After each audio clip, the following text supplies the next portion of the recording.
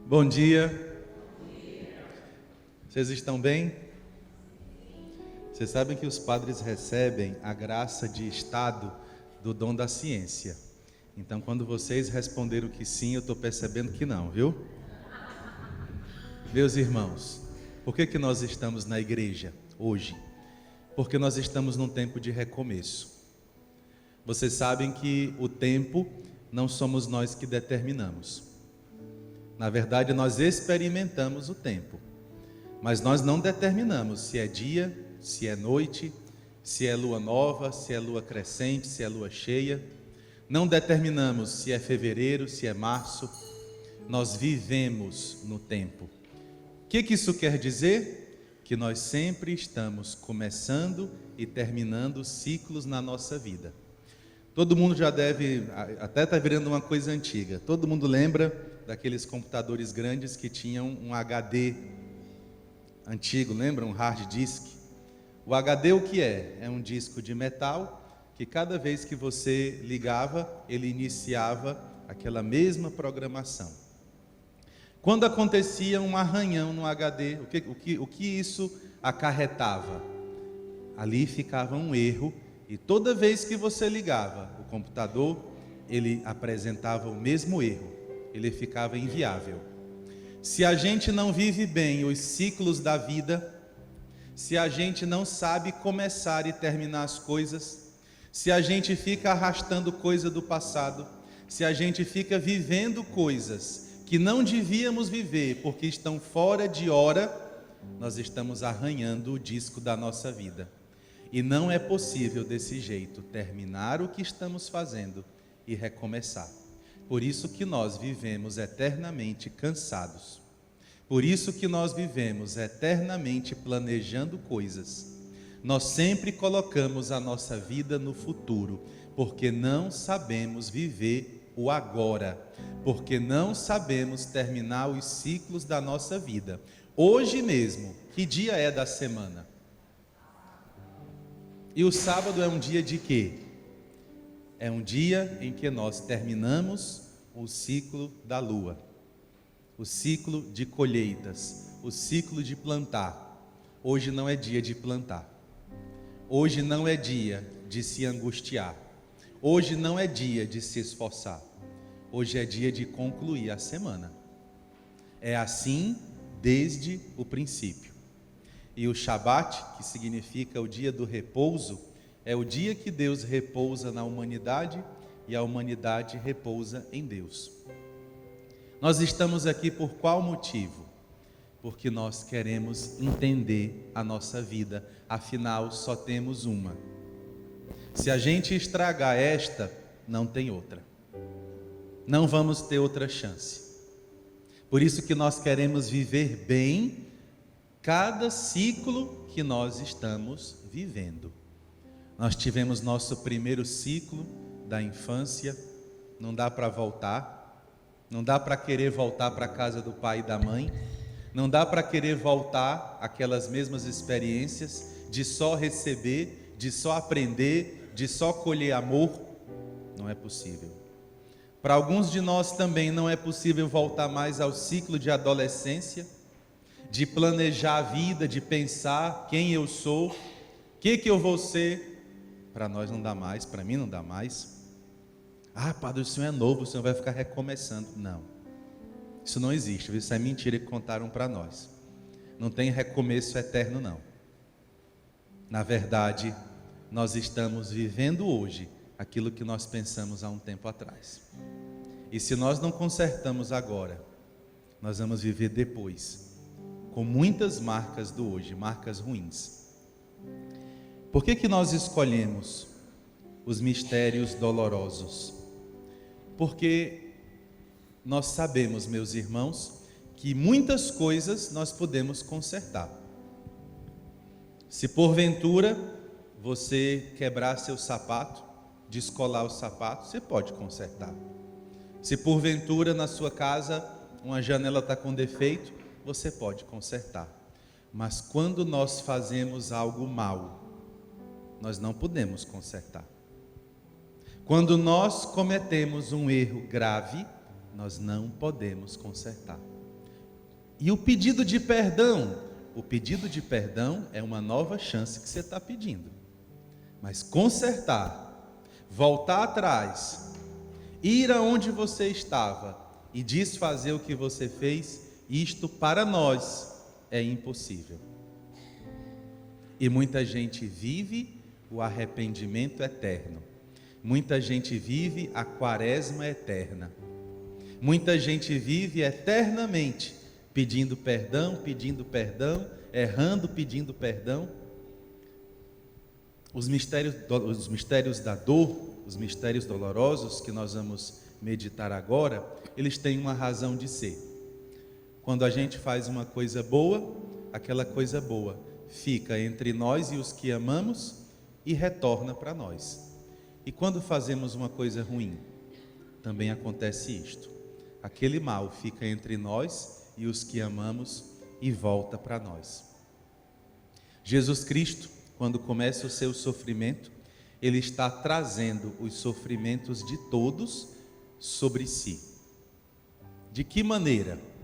Imaginem, e é assim que a Bíblia explica, imaginem que toda a ira de Deus, qual é a ira de Deus? A ira de Deus é pelo que nós nos tornamos por causa do pecado. Deus olha para mim, Deus olha para você, e Ele olha o sonho que Ele teve para a nossa vida, e Ele sente uma grande tristeza. Deus olha para o que nós nos tornamos, pelo pecado que tornou a nossa vida uma vida ruim. Deus olha as amarguras do nosso dia a dia, que muitas vezes nós provocamos, e Deus sente a ira, porque não era para ser assim. Não sei se vocês estão compreendendo com clareza. Eu vou dar o exemplo que eu dei aqui na paróquia. Imagina que você juntou o dinheiro da sua vida para fazer sua casa, a casa dos seus sonhos. Você tinha o projeto, você tinha o dinheiro, tinha o terreno. Você entregou tudo isso para o construtor. O construtor fez tudo errado. Não fez nada do que era para ser. Quando você chegar e olhar para a sua casa, o que você vai sentir? Você vai sentir uma justa ira.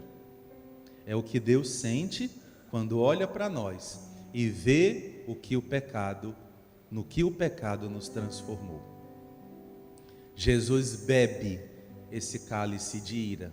Jesus bebe, Jesus toma, ele ingere todo este veneno do pecado.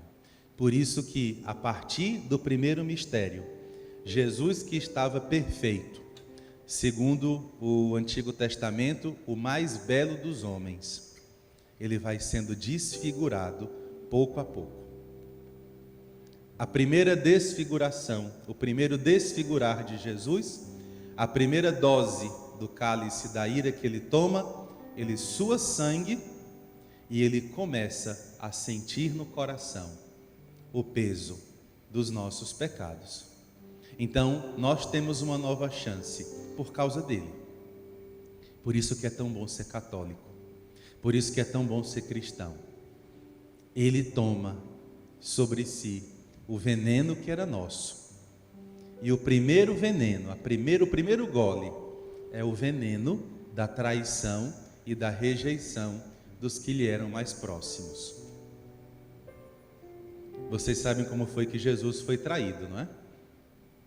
Um dos seus discípulos, certamente por inveja, o vende por um preço inferior ao preço dos escravos.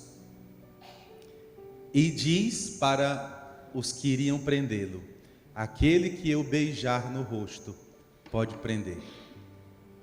E vocês sabem que o beijo para o judeu significa a saudação de igual para igual, o ósculo da paz.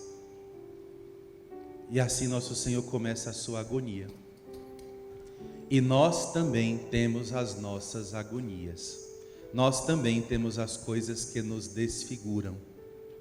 Nós também temos os nossos lamentos. E nós vamos unir os nossos aos de Jesus. Para quê? Para que a nossa vida não seja uma quaresma eterna. Tem gente que passa a vida inteira em quaresma, triste, arrependido, pedindo perdão. Nós vamos tirar de nós hoje esta quaresma eterna.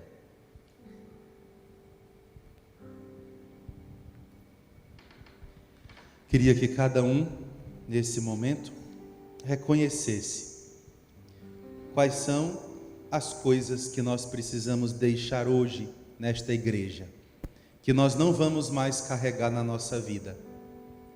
Quais são as coisas? Podem ser sentimentos, hábitos, comportamentos, pensamentos.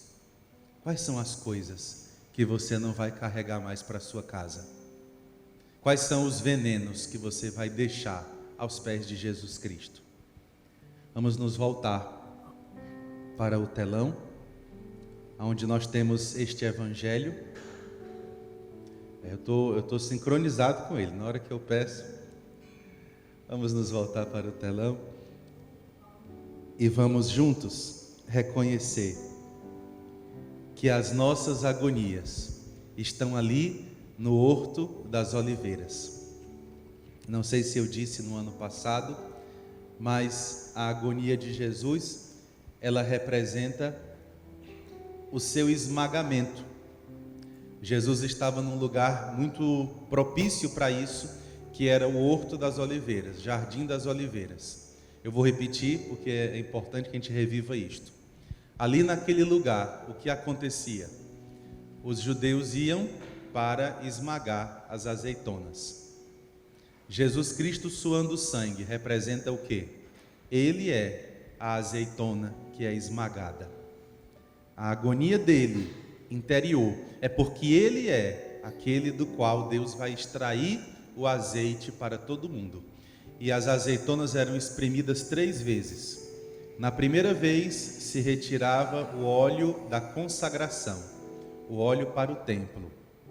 Da segunda parte, no segundo esmagamento, se tirava o óleo da comida. Por que é diferente? Porque o primeiro é mais perfumado. O primeiro, o cheiro da azeitona ainda é diferente. No segundo esmagamento, onde o grão começa a ser mais esmagado, é retirado para o alimento. É o que nós comemos no nosso dia a dia. E a terceira parte, o terceiro esmagar, era quando se retirava o azeite para as lamparinas. Então, por que Jesus foi esmagado? Para consagrar a humanidade, para alimentar a humanidade e para iluminar a humanidade. Então, Jesus suando sangue não é só um mistério da medicina, de que alguém durante um sofrimento muito grande pode acontecer de o sangue ultrapassar as camadas da pele. Não é só isso. Ali é Jesus sendo esmagado. O que isso tem a ver conosco? Você pode perguntar para mim. O que isso tem a ver comigo? Tem a ver, meus irmãos, que a nossa vida, ela só tem sentido quando nós derramamos esse óleo sobre as pessoas que amamos. O que é a nossa vida, se não uma doação pelos outros? Nossa vida é isto. Eu pergunto a vocês, ser esmagado dói? Como é que Deus esmaga a gente? Nas provações do dia a dia.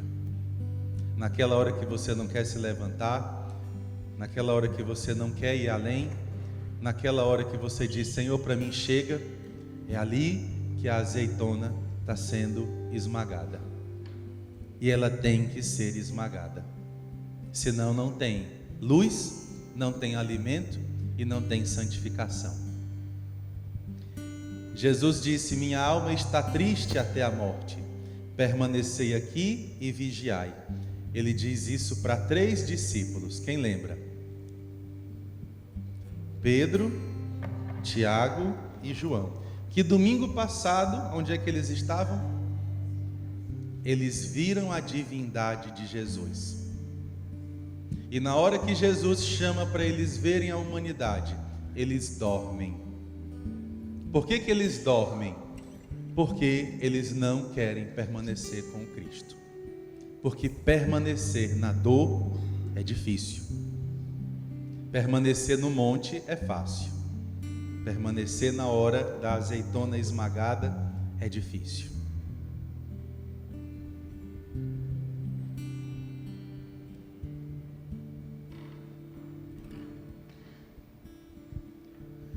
Foram em seguida para o lugar chamado Getsêmani, e Jesus disse aos discípulos: sentai-vos aqui, enquanto eu vou orar. Levou consigo Pedro, Tiago e João. Por que os três, Padre? Os três porque são os primeiros a serem chamados. Quem é que deve confirmar, o mais velho ou o mais novo? Quem é que deve ser coluna forte, o mais velho ou o mais novo? Na nossa casa, a gente confia mais para deixar responsável pela família, o mais velho ou o mais novo? Nós que somos filhos mais velhos, qual é a nossa missão dentro de casa? Ajudar os nossos pais a cuidar dos mais novos. E vamos acabar com esses traumas, tá bom? Vamos acabar. Ai, Padre, minha mãe só cuidava do mais novo, ela não bateu no mais novo, só bateu em mim. Acabem com isso. Nós já estamos velhos, já estamos, para ficar com essas coisas. Nós temos que olhar pelo outro lado. Graças a Deus que eu sou o mais velho, porque eu passei mais tempo com minha mãe e com meu pai. Eu passei mais tempo com eles. Eles confiam mais em mim. Jesus confiou em Pedro, Tiago e João, porque eram os primeiros discípulos. Tem um detalhe aí. O que une os três? Os três também vão passar pelo martírio. Pedro, crucificado em Roma. Tiago, decapitado em Jerusalém. E João, foi martirizado ou não? Diz a palavra que ele morreu com 100 anos de idade. Ele foi martirizado ou não? Olhem o que é que a igreja nos ensina. O martírio de João acontece na cruz com Jesus. O sofrimento de João foi um martírio de alma. Foi um sofrimento de alma. E conversando com tantas pessoas que nos procuram, a gente entende o que é um sofrimento na alma. Quando eu converso, eu vou dizer, porque não sei se vocês conhecem, então talvez eu possa dizer. Domingo descendo aqui a procissão, eu sempre toco a mão das pessoas e parei em um senhor alto, pai de família, e perguntei: tudo bem com o senhor? E ele já começou a chorar e disse: não estou. Aí eu parei um pouquinho e ele me disse: hoje é o 7º dia do meu filho que se suicidou. E aí a gente sente ali naquela hora a agonia. E nessa hora o que nós vamos dizer? Foi o que Jesus pediu para os três: eu não quero que vocês digam, eu não quero que vocês façam nada, eu quero que vocês fiquem comigo. Eu quero que vocês partilhem da minha dor. O sofrimento é meu, mas eu queria só alguém para colocar o ombro, para recostar a cabeça, para poder saber que eu não estou sozinho. Agonia sozinho, a agonia é maior. Quando a gente agoniza só, a nossa agonia é maior. Por isso que nós somos um movimento.